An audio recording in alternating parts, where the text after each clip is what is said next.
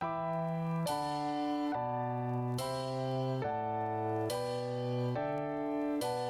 back to the Redraft Show.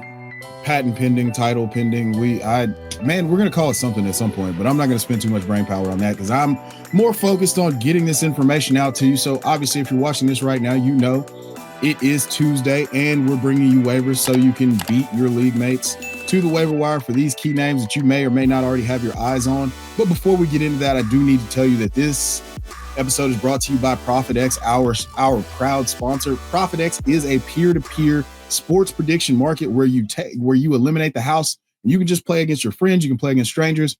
You can place odds on whatever you want. For example, I'm looking forward to placing odds on Zach Ertz over 3.5 receptions for Thursday night's game against the Green Bay Packers. So with that being said, let's not waste any more time talking about the talkings and happenings of last week and who sponsors this. But I mean, we are super thankful that ProfitX is sponsoring this. But I want to get into the key pickups of the week. So we did have some key injuries going into the week this past week. We knew that, this is a battle of attrition. This is a collision sport. But we had George Kittle get hurt, had a hamstring injury. Drake London has a shoulder injury. He's day-to-day. Xavier Worthy had a dislocated shoulder. He is day-to-day. Jalen Waddle also hurt his shoulder, and Evan Ingram hurt his calf. So when we're talking about these things, we're going to be really focused on the wide receiver and tight end position this week because I do think this is one of the weeks where you're going to actually have value most of the time. We're coming out of the gates weeks 1, week 2. We're all looking for that Kyren Williams. I hate to tell you that there's probably not going to be a Kyren Williams this on waivers this week, this time, this year that is absolutely going to go out and go be gangbusters. But I'm going to give you my best attempt to talk you through what could be happening. So we'll start with the quarterbacks. It's really thin. The only quarterback that I'm considering picking up this week off waivers in single quarterback leagues. Now these are going to be geared towards redraft single quarterback leagues. So after week 1, we had an impressive performance from Aaron Rodgers against his former team in the Jets. The Battle of the X's Bowl. Rodgers comes out on top. He's 244 yards passing and 4 touchdowns. He's always been one of the most efficient touchdown throws. He threw 28 touchdowns last year. And you can tell that he looks pretty comfortable playing football again. It looked like at times, between, taking a year off and recovering from the Achilles injury and then just some ring rust, for lack of a better term, that he was out of sorts. And then he hit his stride once he had Devontae Adams back with him in New York last year. Or actually, they play in New Jersey, so I don't know why they say New York, but whatever. Their headquarters in New York. That's neither here nor there. We don't have to get into that right now. But Aaron Rodgers taking on the Seattle Seahawks. Seahawks coming all the way east for an Eastern kickoff, a 1 o'clock or noon kickoff in the Central time zone after coming from the Pacific time zone, something that I've always got my eyes on. So I do like Aaron Rodgers this week. Seahawks did just surrender 272 yards passing to Brock Purdy with no George Kittle. So there you have it. Now, moving on to the running back position, I told you I would give you my best approximation at what could be this year's Kyren Williams. And even though I don't think that that's actually going to happen, I'm talking to you about Dylan Sampson. So Dylan Sampson comes out. He plays 43% of the snaps. He gets 12 carries. He has another 8 targets and 8 receptions. Now they've signed Quinshon Judkins. You're seeing this. It's been news now for the last few days. Quinshon Judkins signs a fully guaranteed deal and he's going to join the team. I do think that Dylan Sampson has shown enough in the passing game to where he's now going to be a part of this offense. And it's not just going to be Quinshon's show. I did say Quinshon Judkins makes me want to go outside and build stuff with my hands or use power tools. And that's going to be true too. But I think this could be a 1-2 punch with the tertiary pieces like Jerome Ford being completely relegated to irrelevance.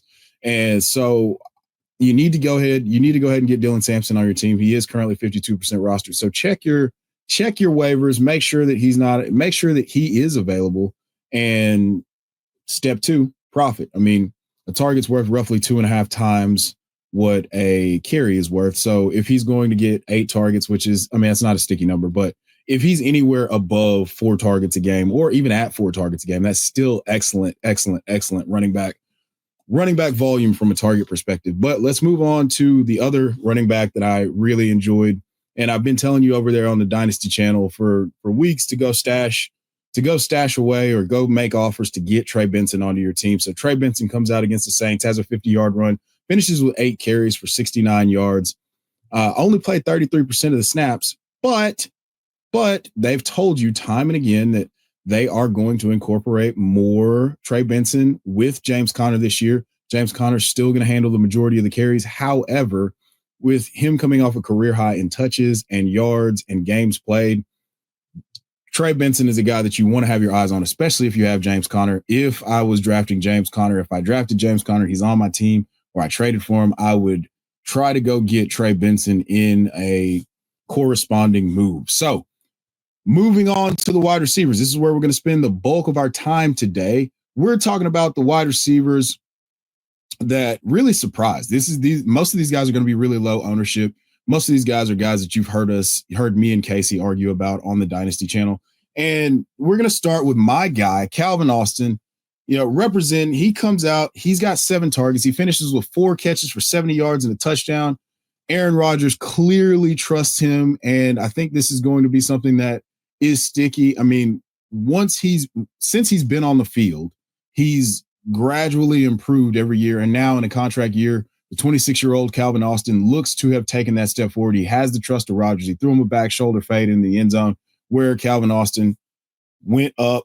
Calvin Austin III went up and got it over a defender. So he's not just a little speed guy. He can do some of the real receiver things that you saw at his profile when he came out of Memphis.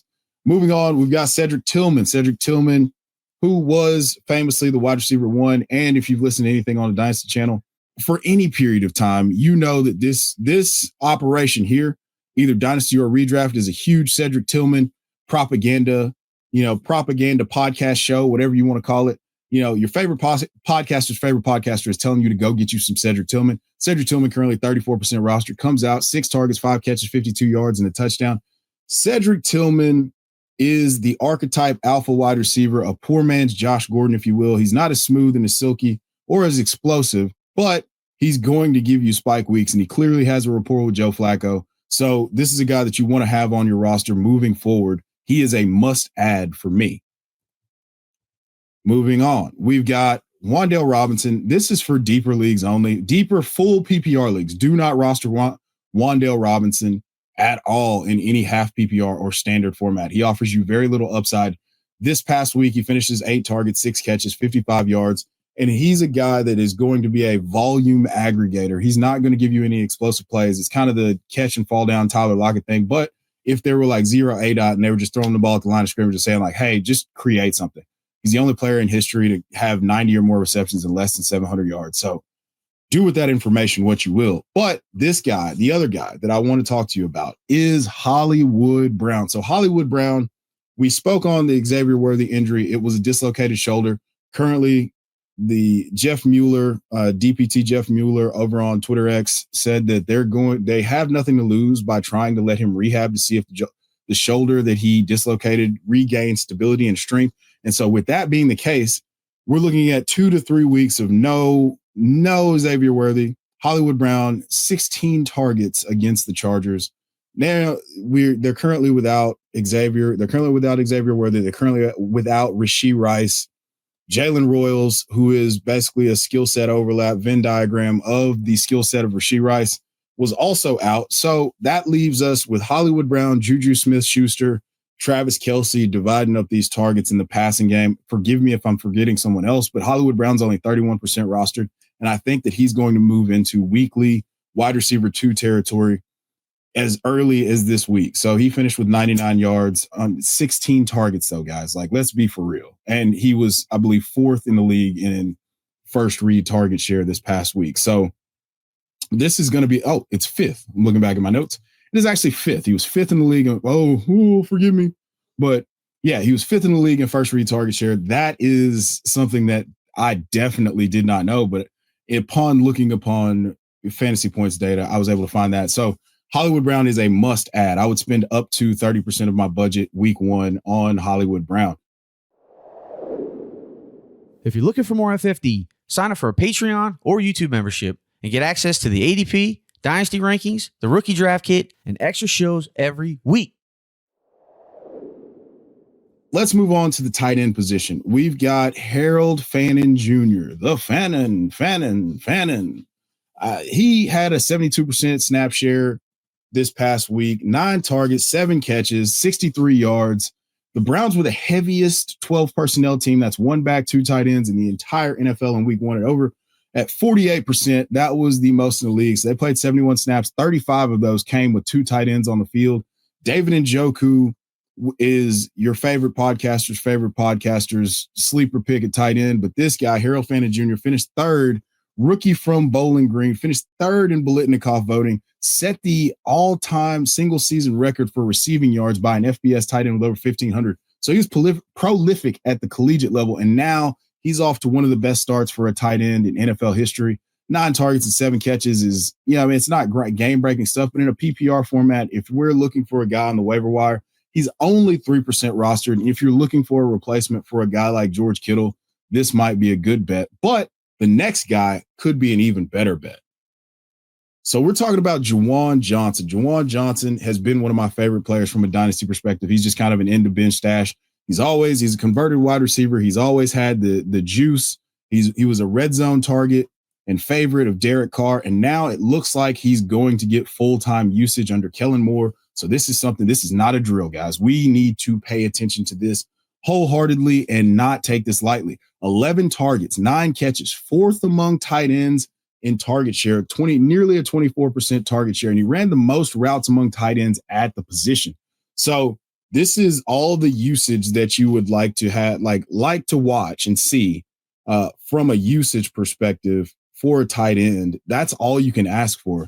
And I mean, he was the target of a Spencer Rattler pass that did fall short in the end zone. So he's being targeted heavily early and often. He could be the number 2 target in this offense behind Chris Olave, even though my guy Rashid Shaheed did have 9 targets as well.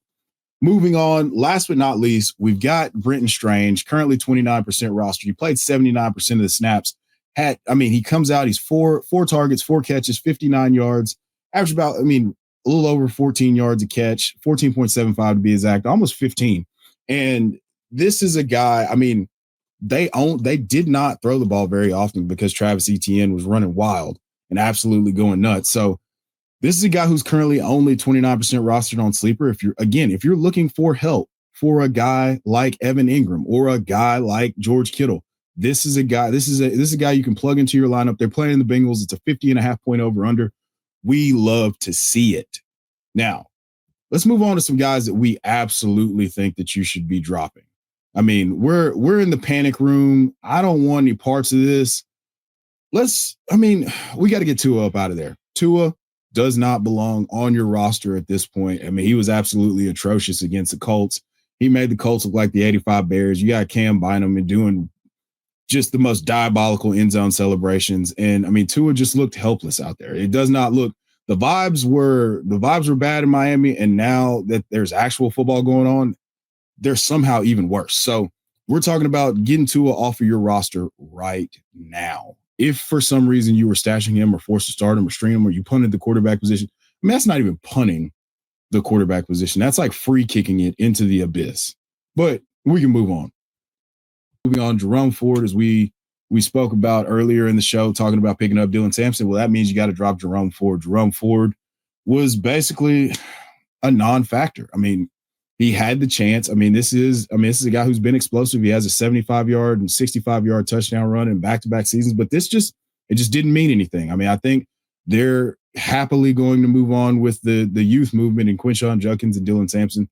So that's another guy that I'm dropping at the running back position. Last but not least, at the running back position, my sweet prince, Dameon Pierce. I just don't think that – I thought that maybe him and Nick Chubb would have a division of labor that was a little bit more even, but he comes out and he's only 3 carries for 5 yards. You need to get him off your roster ASAP. The wide receiver position, there's one guy, Spaghetti Leggetti, Xavier Legette. Man, I can't justify having you on the roster. He comes out, he's got 7 targets week 1. It's 3 catches for 10 yards.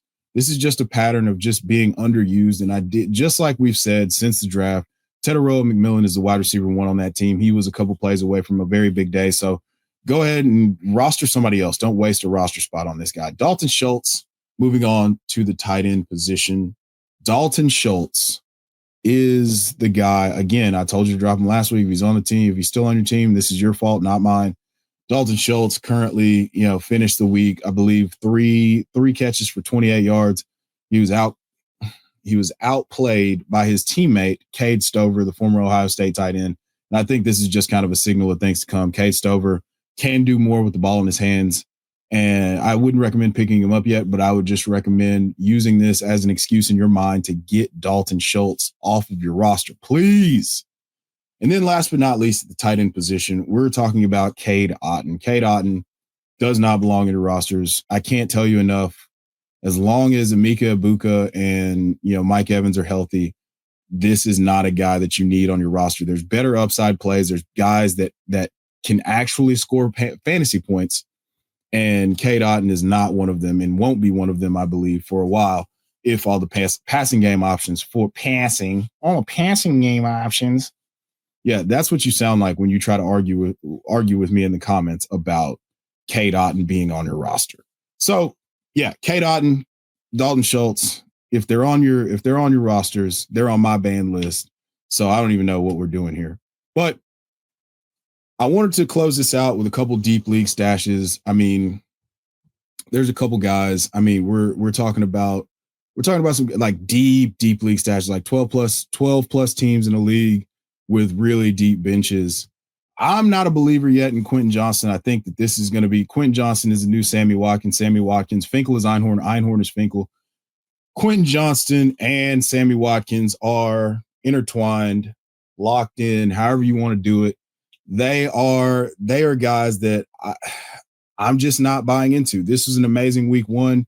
Like I said, Sammy Watkins is known for his week one performances. If you don't understand the meme, then this will probably make zero sense to you. Quentin Johnston consistently has taken a step forward under Jim Harbaugh, but I do not believe this is sticky. So I'm not going to spend more than like 5% of my fab to acquire Quentin Johnston unless I'm just absolutely stoned and stuck at wide receiver. Moving on from Quentin Johnston to another AFC West wide receiver, rookie, who we've spoken about previously. Jalen Royals, 6% rostered on Sleeper, is a guy that if you're going to make a free bet on someone, you can Hollywood Brown's 30% rostered. You might not spend the money that it takes to acquire Hollywood because you're not a Hollywood believer. You can go grab Jalen Royals, and he's been very impressive. He's currently dealing with knee tendonitis, so you might be able to stash him, once if he's out this week, list him as out or whatever. If he plays this week, it'd be great. But this is deep league stashes, like deep benches, 12 plus teams, maybe more. So Jalen Royals is a guy you definitely need to keep your eye on, and you could probably let clear waivers and see if he's available. Deep league stash, another rookie, Isaac Tesla, only played 4% of the snaps, but he had one of the most impressive touchdown catches. I think it's going to be really hard to keep him off of the field if he's going to continue performing like that. They traded Tim Patrick. They traded multiple third round picks to move up into the third round to grab Isaac Tesla. So the team tells you what they think. He has one of the most amazing catches. Yeah, if you haven't seen it, we'll link that. We'll link that, or you can go to my Twitter X to see it. But yes, Isaac Tesla is a deep league stash you need to keep your eyes on. Last but not least, we're going to talk about Bills wide receiver Josh Palmer. He recorded 9 targets, 5 catches, 61 yards, had a big catch in the fourth quarter to basically put the Bills in field goal range to win against the Baltimore Ravens in what could be one of the games of the year, and a ripple effect that affects seeding moving forward. But Josh Palmer has been a primary target. Josh Allen did throw 46 passes last night. So 9 targets on 46 attempts is not incredible, but it's a little under a 20% target share. This is a guy who's always been a really good separator. And now, you have several of the same types of wide receivers. We'll see, just deep league stash to see if this is something that is sticky moving forward. But this has been another episode of the Waiver Show, week 2 of the Waiver Show. If you made it this far into the video, thank you for tuning in. Thanks to our sponsor, ProfitX. Again, ProfitX is a peer-to-peer sports prediction market where you can log in with your friends, throw some money at some props, or you can log in and just place odds and see if somebody takes the opposite side from you. It's really easy to use. And like I said, I'm playing Zach Ertz over in receptions for Thursday Night Football. So as I always leave you, there's ball watchers and there's ball knowers. Assign yourselves accordingly. Until next time.